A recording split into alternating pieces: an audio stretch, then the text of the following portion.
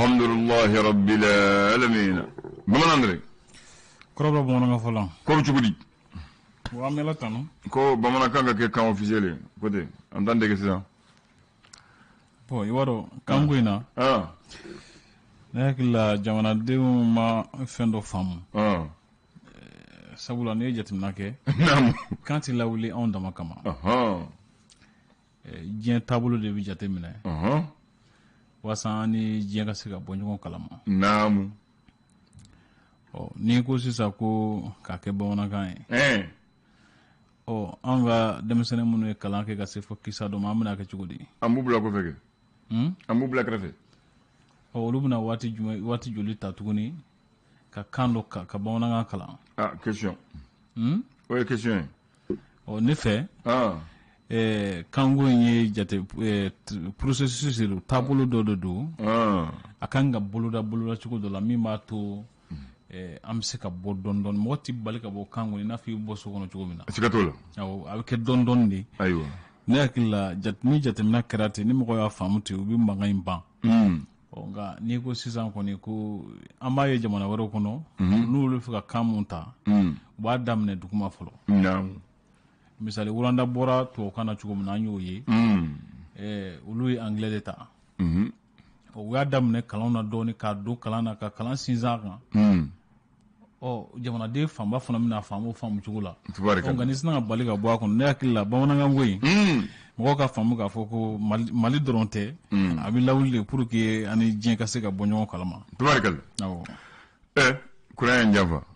Ah, énergie. D'accord, c'est pas grave. L'énergie du mal au service des malheureux. Maman André. Bamanan ko wili tuma donc a kafsani 5 o tiablay wuli kuma donga usan singadi o ma hal ni se kola Nam. ika ke kuma fe o kausa ika foko misala nti green nti adamna watila no te ni balnango yisura kula wati muna ni maji ya chene be doy kuma Sikatola. na o de kan wafo ko wuli kuma don o kausa singadi Ko telia ni harba fana tekele. o chen ni ko haraba kuma do atike kanye Aywa. ngani telia abike kanye nga ibi kla achila wati do kono Tubarikalla. ya fam Yo fam. misal ni mo ye kuma haraba ati fam Ayo. ngani kuma telia abi fam awo Tubarikalla. Aywa ibina gafeta ika fo telia la nga fam. Ikana harba. ayo ne la sunanta haraba Ami do jumena. biye jumaye Nam. kalo kle mugani kelendo octobre kalo samba fla ani mugani fla fasri bawo semaine ke fasri gafo kono Nam. abla amina laje frete folo kuma wado ka sugulu nyefo mko ye e famul ka sega sura kula Aywa afu amantelia yanni afu energie fana kana ni courant yanni anga on dirait ka jole. Parce que nebse que kuma dibila. Mais ibse que kalange dibila de. akuma ka cha Parce que nous la kalande ne dimi kuma. di bi goyi akuma ka cha Aywa anga tani lesor godi. esoro ya jira ka foko polisu ni sapel pombo keli surasiye Ukarawa. o ko sente sharata kunungu kaka yamara di ko abaraka ke mi yɛrɛ fana mitali kɛ kalata ko ɲɛnabɔ jɛkulu ni u ye autorité indépendante de gestion des élections ye o ko ɲɛmɔgɔ minnu sugandira o k'olu bena bila a soba kunna Bamako yan nɔ ma 15 yi o k'olu ka saratikanw ta kunungu Ablaye. Ah bon? O kalimunga kuranɛ o bibilga. Ayiwa. Basi de côté de. Ko sanga ngodo dola. Bon, au fond, après vous là, Baxi ko muna o joku kale je jure quand ils n'ont qu'à jurer sur la Bible sur le Coran. N'akilla. Kalili. A galate Bible ko te Coran ko te. Wa constitution ko te. Fendo be no nera hakilla ni horonya ko do. No be. Atise kuma cha kalire to la. Abana. Ni mo ye a jatim a donga fi horonyi. Kuni dalaka mi fo kan wala batu atse kallir la blay kuma bana aw tubarakalla mɔgɔ minnu ni olu sera ka hakilila kuraw ta ka ko dɔw daminɛ n'o ye minnu sera ka innovation kɛ ko sifin 100 jate olu kɔni sugandira Mali jamana kɔnɔ k'a fɔ ko olu bɛna senkɔrɔma don baara dɔw tɛmɛsira fɛ Abdulaye Andani. Ayiwa le républicain ale ye mun fɔ a sɛmɛntiya k'a fɔ ko sariya sunba gafe kun fɔlɔ min bɔra ka yira mɔgɔw la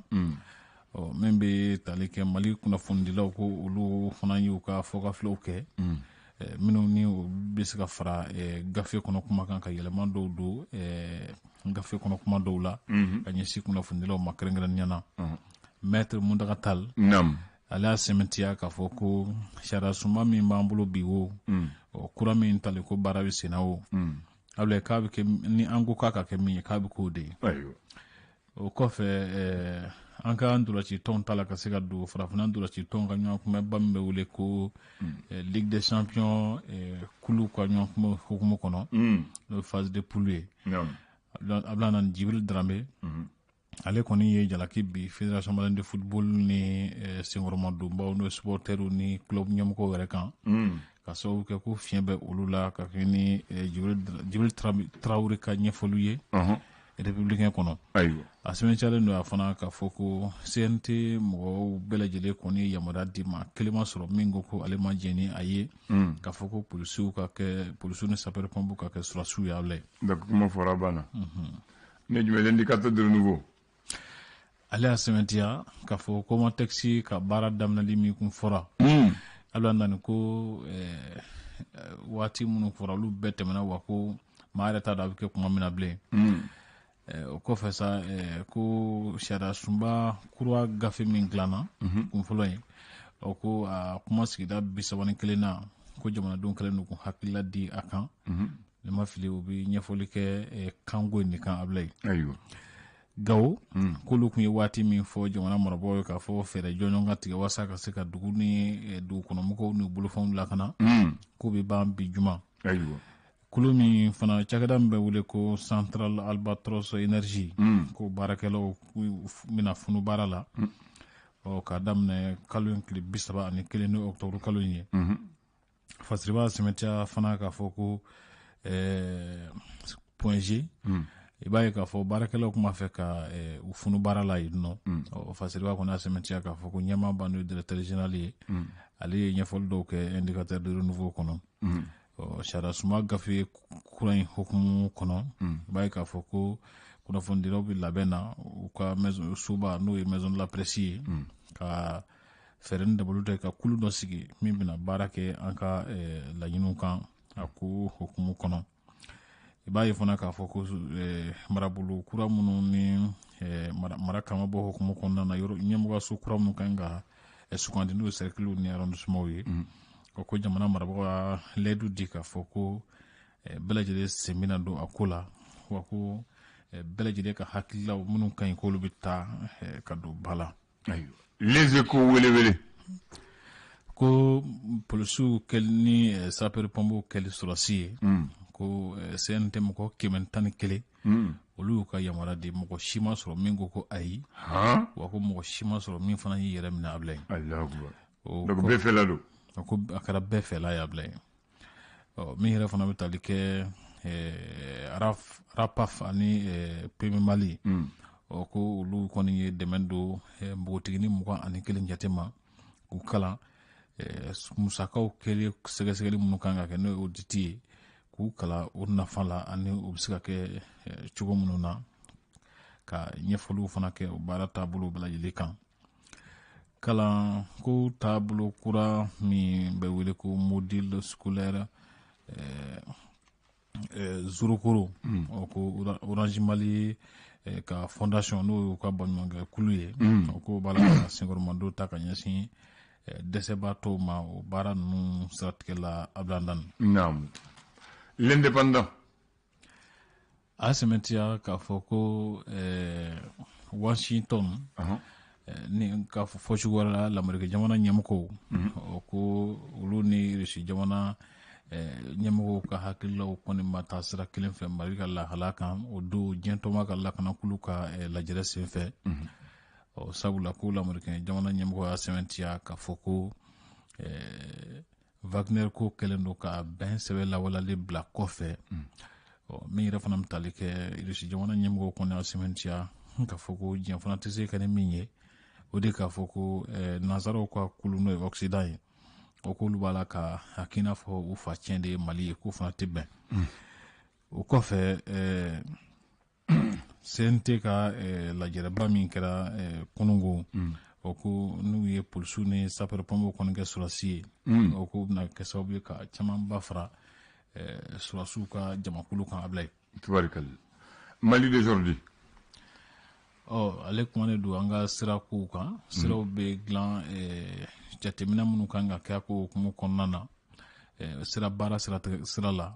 Ablaye ko jalaki binnen don sirakantaama ko minisiri kan ka sɛbɛntiya k'a fɔ ko maa minnu bɛ a ko dɔn kosɛbɛ ni o ye ingénieur conseil ye ko a kɛmɛ ka olu bila kɛrɛfɛ Iba Ndiaye ko ale mankan sumalen don kosɛbɛ Ibrahima Ndiaye ko a mankan sumalen don ko maa kofɔlen ko a kɛmɛ mun de ye sisan ko maa don min jamana in a ye cɛsiri caman kɛ jamana in ye jamana wa ko mɔgɔ politique mɔgɔ fana don min ni maa bɛ se k'a fɔ ko ɲɔgɔnnaw man ca kosɛbɛ aujourd'hui Mali mɔgɔw kɛlen don ka ɲɛfɔli dɔw kɛ a ko kan yan nɔ o kɔfɛ i b'a ye k'a fɔ ko Kɛɲɛba ko sanubɔyɔrɔ dɔw bɛ yen nɔ ko Kɛɲɛba ɲɛmɔgɔw b'a la ka min b'a la ka kɛ siniwaw fɛ ko Kɛɲɛba ɲɛmɔgɔw b'a la ka Asimi tɔgɔ kɛ ka mɔgɔw bagabaga walasa ka o musaka o dugu nafolo in kɔni bɔ hali ka sɔrɔ sigidala mɔgɔw jɛnnen tɛ n'a ye Yunisi Ture ni ale ye URD ɲɛmaaba fɔlɔ ye ko ale ye soma yɛlɛmana parce que b'a sɛmɛntiya k'a fɔ ko jamana kɔni bonnɛla hakilitigiba la min ni a tun bɛ baara kɛ ni sɛbɛ ye ani tilennenya ye wa ko a tun bɛ a ka baara bɛɛ lajɛlen la jamana kanu hukumu kɔnɔ Ablaye Andani wa ko a ka suturaliw kan ka kɛ bi hippodrome la o ko faso ka laada minnu kan ka sigi nin maa ba sugu ka sukoya kɛnɛ kan k'o tɛna kɛ o ko k'a sababu kɛ ko kun ye a yɛrɛ ka laɲini dɔ ye k'a fɔ ko ni a soma yɛlɛmana buru kana fiyɛ da la kana fiyɛ n'o ye hommage chancelier national ka tasibilaw ye k'olu kana kɛ Maître Kassim Tapo ko ale y'a sɛmɛntiya Afrika bolo ka jabaraninso kan k'a fɔ ko Mali kɔnɔna na yan nɔ sɔrɔdasi 46 minnu bɛ yan ni kɔrɔwarikaw don Ablaye Andani ko sariya bɛ se ka sɔrɔna don dɔ bɛ se ka kɛ sariya ko sira kan walasa ka se ka maa kofɔlen ninnu ka koɲɛw ɲɛnabɔ Mali tribune na sirako lahalaw la i b'a ye k'a fɔ ko sira minnu b'a la ka dilan ani baaraw b'a la ka kɛ cogo minnu na ko kɔni bɛ k'an ka cakɛda minnu bɛ sira baara kɛ k'u ka dɛsɛ jira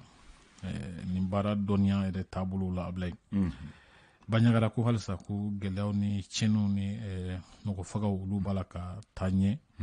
nin waati ninnu na mɔgɔw sɛgɛnnen don a ko la kosɛbɛ Docteur Musa Kulibali ale fana ye hakilila dɔ di Ablaye Diop ka laseli kan min ka lamɛrika jamana kɔnɔ diɲɛ tɔnba ka lakanakulu ka lajɛrɛ senfɛ ko tiɲɛ fɔra wa ko a kɛra ni sɛbɛya fana ye Ablaye tubarikalla Dabaliba maa dɔ bɛ yen k'ale dimina ko k'a sababu kɛ ko a sigara la k'a fɔ ko a ba ye suba ye Ablaye ko ale fana walasa a yɛrɛ ka fɔ la ko a ye ba ye ni kɛnɛ karaba ko walasa k'a yɛrɛ ni kuma bɔ min yɛrɛ fana bɛ tali kɛ binganikɛla dɔw minnu taara bi bazin bitigi banzɛ feere bitigi dɔ kan bangɔni na ko polisiw kɔni tɛgɛ da maa kofɔlen ninnu kan o kɔfɛ sa i b'a dɔn k'a fɔ ko denkɔrɔ minɛni ko kuma bɛ sen na n'a wele ko Daramani Dunbiya o y'a tɔgɔ yɛrɛ yɛrɛ ye min bɛ tali kɛ a minɛna ka da sababu minnu kan ani dalilu minnu kan Dabaliba mɔgɔw bɔlen dɔw kalama sɔgɔmada in na kunnafoni teli kumaba dɔ ye nin ye an b'o kun cɛ ni mun ye kuran b'a fɛ kɛ mɛn dɛ Bakari ti fɛrɛ kɛ kuran b'a fɛ kɛ mɛn voilà taa ɲɛɲini ka na o nana kɛ Bakari yɛrɛ tere Bakari ka taa ɲɛɲini ka na kuran b'a fɛ kɛ mɛn ale y'i sigi kuran tigɛra Bamanan dɛ bulon dɔ bɛ Bamakɔ yan a bɛ n'i taara monument de l'indépendance fɛ n'i jiginna i Selegeni na k'a fɔ i bɛ taa INSEP la